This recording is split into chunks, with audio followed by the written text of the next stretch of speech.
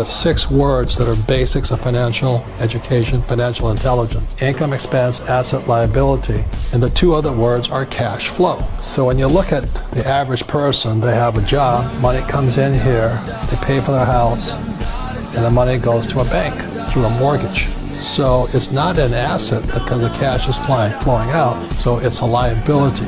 So the definition of liability, does it take money from your pocket? And for an asset, does it put money in your pocket? So when I have a rental property here, it puts money in my pocket. So if I live in a house, it's a liability, because even if I have no debt on it, I still have taxes, depreciation, repairs, and upkeep, insurance, and all this. When I rent a property, I've done a good job buying it and structuring it. Every month, it sends me money. The first thing, if you're going to make money, is that you're not going to get rich renting out your time.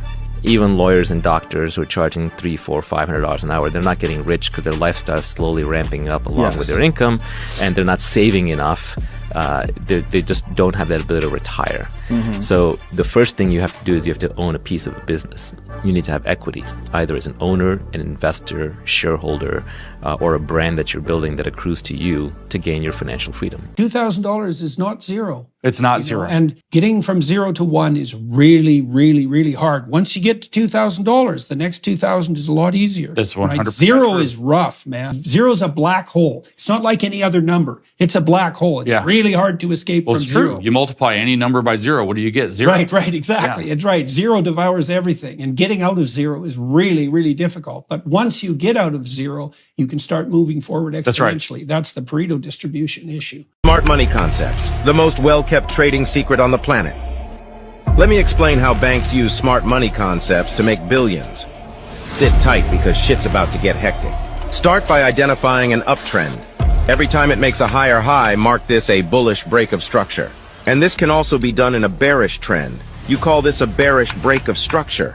Now that we know the basics, to take an actual trade, we need to find a change of correction. To find this, you want to look for a change in the trend, where the price goes from making lower lows to making higher highs, or vice versa. In order to trade this, we need one last metric called a support or resistance area. Find a place where the price previously got rejected a lot from, then draw a line there.